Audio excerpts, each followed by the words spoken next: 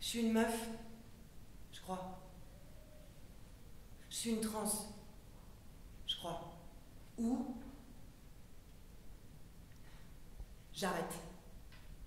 Ou Léna Pogam, bonjour. Vous avez mis en scène le spectacle Pour un temps soit peu, un texte autobiographique de l'autrice Lorraine Marx et interprété par Hélène Rancurel. Comment avez-vous retranscrit sur scène un parcours aussi personnel de vie ? Dans le travail que je mène en tant que metteur en scène, je m'intéresse surtout à la question du texte. C'est-à-dire que mon métier, c'est de rencontrer des œuvres, de les écouter, de les interpréter et de me mettre au service de ce qu'ils ont à dire et de veiller à ce que les acteurs les portent sensiblement avec la plus grande sincérité, vérité et la plus grande pertinence. Je me suis intéressée à l'œuvre de Lorraine parce que nous avions fait une commande. Je dirige un festival qui a lieu en Bretagne qui s'appelle le Lincéus Festival, qui est porté par le collectif que j'ai fondé en 2012 qui s'appelle Lincéus, le collectif Lincéus. Et chaque année, on invite des auteurs, des autrices dans le cadre d'un appel à projet d'écriture, à écrire pour le festival. Et cette année-là, en 2019, le thème C'était mieux après. Donc on a reçu un très grand nombre de candidatures et puis on a rencontré Lorraine qui nous a parlé de son projet et du sujet qu'elle avait envie d'aborder de façon très personnelle. Et on lui a dit, viens le faire, on a cette bourse, on a ce cadre-là et le spectacle sera mis en scène dans le cadre de ce festival. Et donc je ne connaissais pas Lorraine, le texte n'était pas encore écrit, mais j'ai été frappée par cette rencontre qui a été très, très, très importante dans ma vie. Et au départ, Lorraine m'avait proposé de mettre en scène et de jouer ce texte. Et puis, pour des raisons personnelles, j'ai préféré seulement le mettre en scène et proposer ce texte à Hélène Rancurel, qui est également membre du collectif et qui m'avait témoigné de son grand attachement et sa grande admiration pour ce texte-là.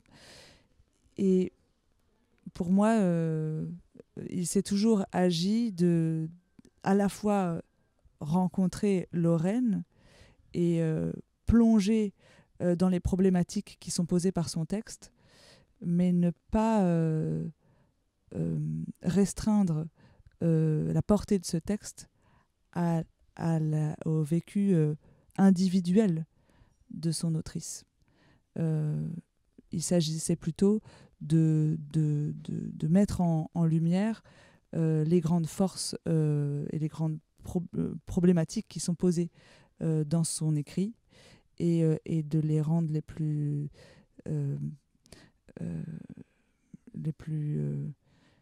évidemment perceptibles, créer une empathie pour que l'universalité de ses propos et de ce sensible généreusement livré soit porté sur scène pour tous.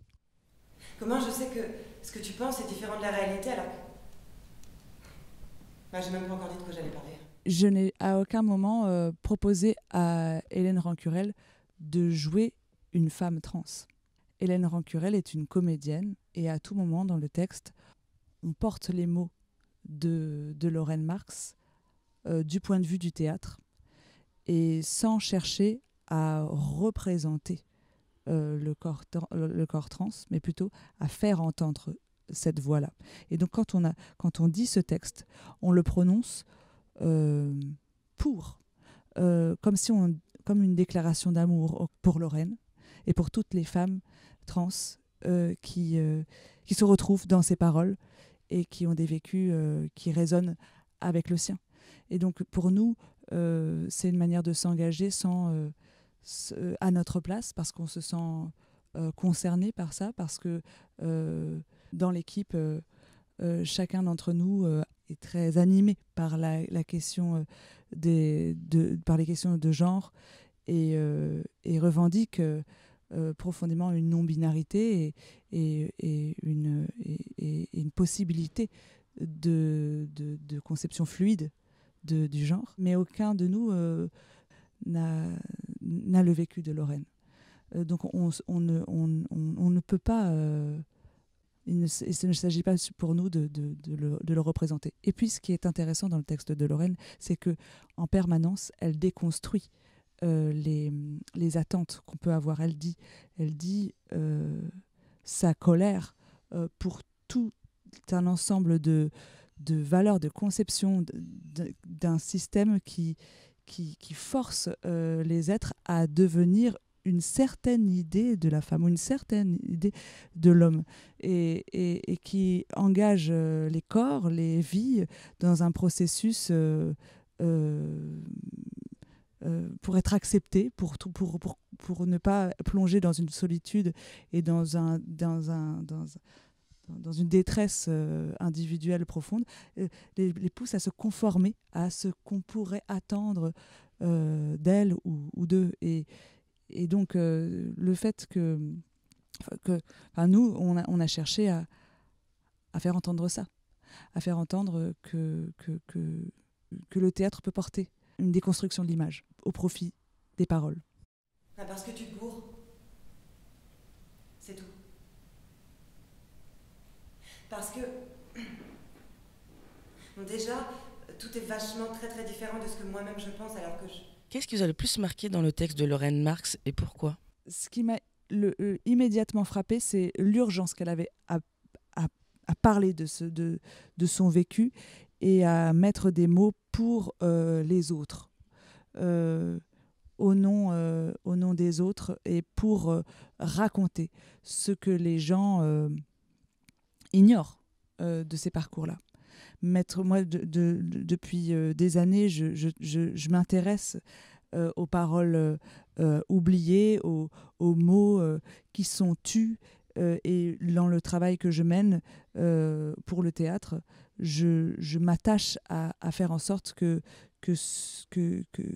les sans-voix puissent, par le biais de la littérature et du théâtre, résonner dans le cœur et dans l'âme et dans l'esprit de ceux qui viennent voir mes spectacles. Et je pense que quand j'ai lu pour la première fois le texte de Lorraine Marx, je me suis dit qu'il y avait une véritable nécessité de se faire entendre, nécessité de dire ce qui n'est jamais dit, ce qui est mal compris, ce qui est fantasmé, ce qui est détourné, déformé. Elle met des mots sur des détails que très très peu de gens connaissent et elle s'attache pas à pas à retranscrire son parcours, mais pas seulement son parcours de vie, son parcours de pensée, le cheminement qu'elle a eu depuis le moment où elle a dit « oui, je suis une femme », jusqu'au moment où elle a dit « c'est ma vie ». Mais est-ce que je suis arrivée à être une femme ? Qu'est-ce que c'est qu'une femme ? Et cette question fait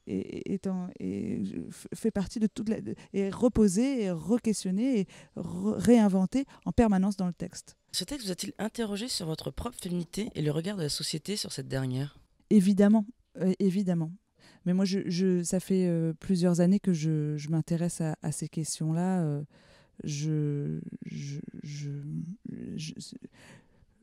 Pour un temps soit peu, le 4e seul en scène qui est un portrait de femme que je mets en scène depuis 2018. Et chaque fois, je tourne autour d'une question qui est intime et qui m'appartient et qui me permet de réfléchir à ma place en tant que femme dans la société, mais aussi à ma place en tant que personne, puisque, comme je vous l'ai dit, j'ai des difficultés aujourd'hui à me définir uniquement en tant que femme je revendique une autre manière de, d'envisager ma vie en tant que genre. Et le théâtre, précisément, m'apprend à déconstruire ce que je pense être moi. Et c'est ça que je vais chercher au théâtre, à disparaître petit à petit, à prendre reconnaissance de choses qui sont en moi et à dépasser pour en trouver d'autres en permanence, à tel point que parfois je ne sais plus du tout ce que je suis. Mais c'est précisément l'endroit de la recherche qui m'intéresse. On cherche par des mots à retranscrire des sensations, mais une sensation. Mais c'est l'inverse d'un mot. Ça n'a pas de son propre, ça ne résonne qu'à l'intérieur d'un réceptacle clos. Donner la parole aux personnes trans pour comprendre leur vécu, c'est une responsabilité que nous avons collectivement parce qu'on ne peut pas on ne peut pas ne pas entendre ces réalités et continuer à les contraindre et à les marginaliser. Je pense qu'on a besoin aujourd'hui de créer du dialogue et de faire une place à chacun dans sa recherche, dans ses désirs d'identité. Et donc, pour moi, c'est nécessaire, effectivement. Mais le théâtre n'a pas la même vocation. Enfin, en tout cas, non, c'est pas que la même vocation. Le théâtre n'est pas le même endroit de parole qu'une émission télé, qu'un livre ou qu'un bistrot. On le fait autrement et ça provoque d'autres choses.